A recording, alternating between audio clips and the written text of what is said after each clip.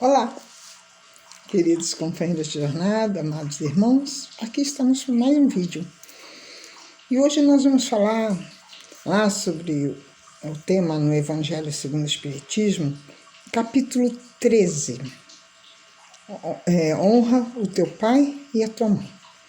Especificamente, nós vamos falar do item 9, a ingratidão dos filhos e os laços de família, onde Santo Agostinho faz uma grande observação sobre isso, colocando para nós a responsabilidade como pais da educação que devemos dar aos nossos filhos por serem espíritos que muitas das vezes estamos em dívida de outras vidas.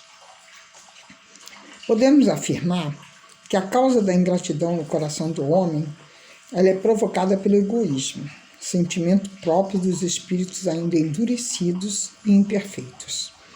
Logo, a ingratidão é um sentimento mesquinho que magoa quem recebe e provoca danos espirituais em quem o pratica. Como podemos explicar a ingratidão dos filhos para com seus pais? Quando na presente encarnação não há motivo que a justifique, este sentimento pode dever-se a inimizades surgidas nas vidas passadas, porque o ódio, as perseguições e os desejos de vingança não se apagam com a morte, mas atravessam encarnações sucessivas, até se extinguirem completamente, dando lugar ao amor.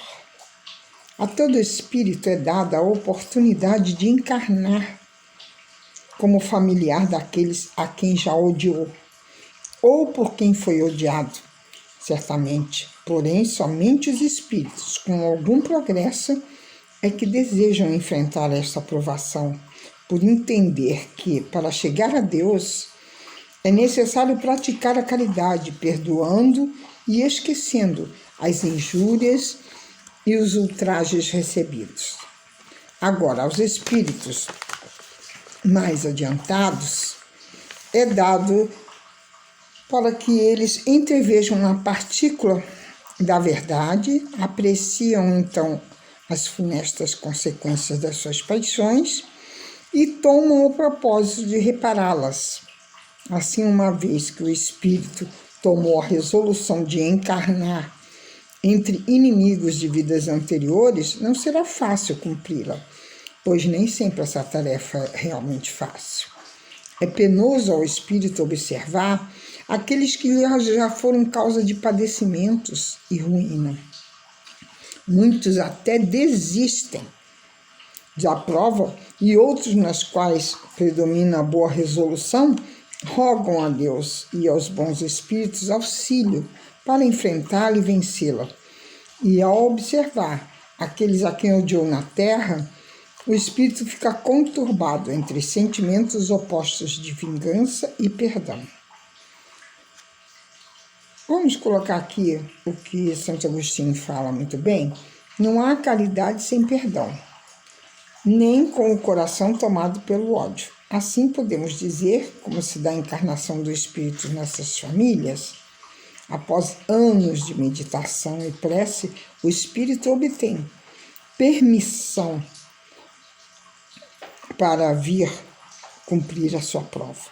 Aproveita-se então de um corpo em preparo na família daquele a quem detestou e nele encarnado, pois a encarnação entre antigos desafetos é uma única oportunidade, pode-se dizer, de misericórdia, a infinita de Deus, né?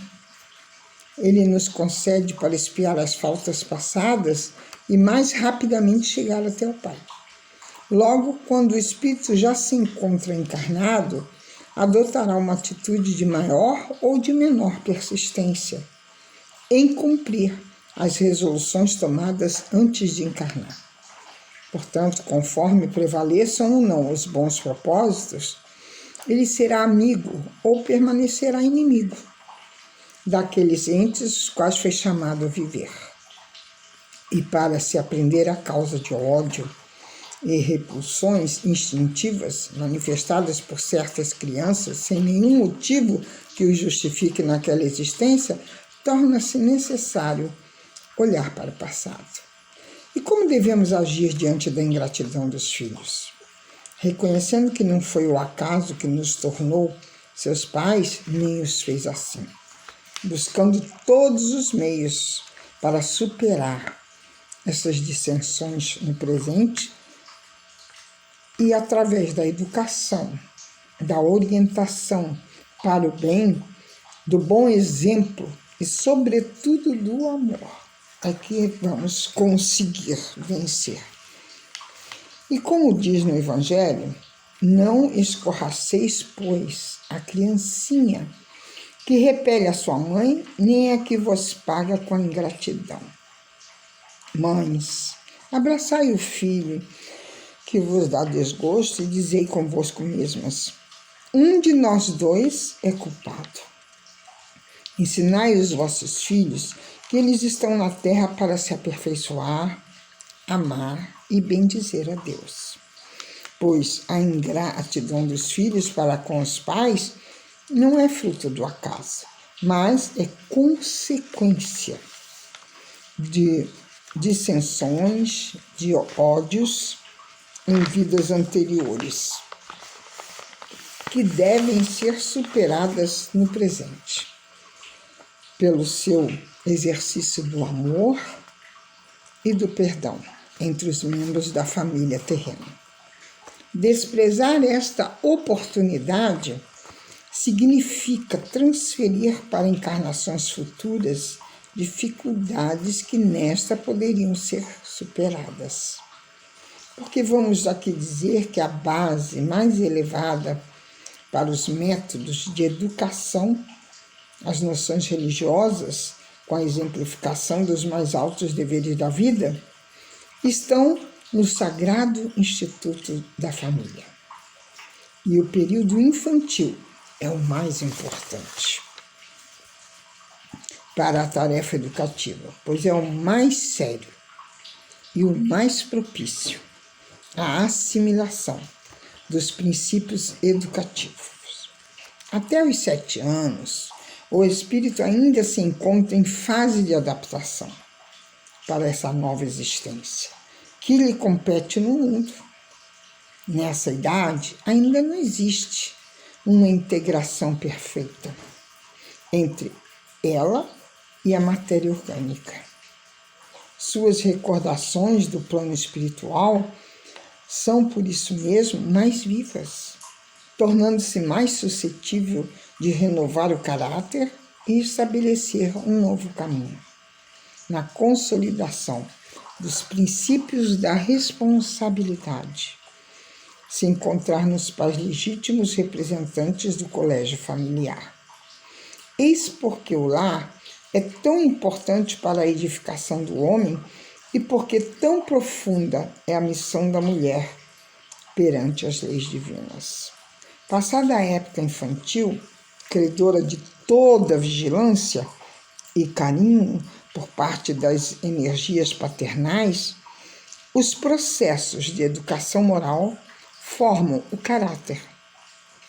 Tornam-se mais difíceis com a integração do espírito em seu mundo orgânico material. E atingida assim a maioridade, se a educação não se houver feito no lar, então só o processo violento das provas rudes no mundo pode renovar o pensamento e a concepção das criaturas. Porquanto, a alma reencarnada terá retomado todo o seu patrimônio nocivo do passado e rescindirá nas mesmas quedas se lhe faltou a luz interior dos sagrados princípios educativos. Portanto, pais, cuidem pessoalmente da educação de seus filhos, que lhe foram confiados por Deus. Lembre-se, somos depositários fiéis, pois Deus os confiou a nós, pais. Nada nos pertence, tudo pertence a Ele, a Deus, ao nosso Pai. E a melhor escola ainda é o lar, onde a criatura deve receber as bases do sentimento e do caráter, pois os estabelecimentos de ensino propriamente do mundo, né, pode instruir, mas só o Instituto da Família pode educar. E é por esse motivo que a universidade poderá fazer o cidadão. E por esse motivo ele forma o cidadão, mas somente o lar pode edificar o homem para a nova era da humanidade. E lá no finalzinho do Evangelho que fala nessa parte, Santo Agostinho termina assim: os espíritos cuja similitude de gostos, identidade de progresso moral e de afeição levam a reunir-se, formam famílias. Esses mesmos espíritos, nas suas migrações terrenas, buscam-se para agrupar-se, como faziam no espaço, dando origem às famílias unidas e homogêneas. E se nas suas peregrinações ficam momentaneamente separados, mais tarde se reencontram. Ficam felizes com os seus progressos. Mas, como não devem trabalhar somente para si mesmos, Deus permite que os espíritos menos adiantados venham encarnar-se entre eles, a fim de aurirem conselhos e bons exemplos, no interesse do seu próprio progresso. Eles causam, por vezes, perturbações no meio, mas é lá que está a prova, lá que se encontra a tarefa. Recebei-os, pois, como irmãos, ajudai-os e mais tarde, no mundo dos espíritos, a família se felicitará por haver salvo do naufrágio os que, por sua vez, poderão salvar outros. Vamos refletir sobre essa nossa responsabilidade assumida quando reencarnamos e aceitamos ter filhos como na maioria das vezes como nossos inimigos, ou que nós fomos inimigos, para reparar esses danos. Sejamos pais mais, como eu vou dizer, presentes. Estarmos juntos dos nossos filhos. Exemplificarmos para eles. Dar uma base religiosa para essas crianças, porque elas serão o futuro. Eles serão o nosso amanhã. Então vamos dar essa base religiosa. Eu vejo quantos pais reclamarem que não querem levar os filhos no catecismo, na evangelização da infância, por ser, às vezes, de manhã ou à tarde de sábado, onde gostariam de estar passeando ou descansando. Mas, quando nós investimos nos nossos filhos desde pequenos, estamos preparando um solo fértil, onde com essas crianças não teremos decepções, não teremos a dor de cabeça de um filho, às vezes, dar para se drogar, de um filho se suicidar, de um filho tornar-se humilhante, de um filho seguir o caminho errado, porque nós já plantamos a semente no coração dele, já colocamos a base espiritual, onde ele deve ter o temor a Deus, porque quando se teme a Deus, não se faz certas coisas. Essas coisas que a gente vê aí, filhos matando pai matando os filhos, os jovens matando os avós, tios, por causa de herança, por causa de besteira. Nós vamos responder por isso. Então devemos estar mais atentos. Quantas e quantas vezes não queremos ser incomodados porque trabalhamos muito e damos para a criança lá um videogame ou um celular de última geração, para que ele fique quietinho e a gente possa ver às vezes a nossa novela, o nosso filme, a nossa programação, ou até mesmo ler um jornal, ler um livro, esquecendo que nos comprometemos ao reencarnar, que cuidaríamos desses filhos. E é como eu digo, se plantamos bem, a semente será do bem. E quem vence sempre somos nós mesmos. Porque quando nossos filhos enveredam por caminhos distorcidos, nós somos os primeiros a sofrer. A sofrer ao ver que o filho está no caminho errado. A sofrer porque aquele filho que envereda no caminho das drogas, para ele conseguir a droga, ele vende tudo que tem dentro de casa. E às vezes até os pais precisam vender seus imóveis para pagar dívidas. Ou é de jogo, ou é de droga, ou até mesmo sofrer humilhações de estar uma polícia na porta à procura do nosso filho, porque roubou, porque fez alguma coisa errada, porque está seguindo o caminho da porta larga. Vamos refletir, vamos meditar sobre isso e dar mais atenção aos nossos filhos. Cuidar de perto da educação deles. Não entregar para qualquer pessoa a educação dos nossos filhos. E mesmo aqueles que são cuidados pelos avós. Porque os filhos são nossos. Os avós podem cuidar uma vez ou outra, mas não podem ter essa responsabilidade da educação ou do cuidar todos os dias. Porque também já estão mais velhos, porque também não têm mais paciência, porque muitas das vezes não tem mais saúde. E nós, egoisticamente, abusamos dos nossos pais.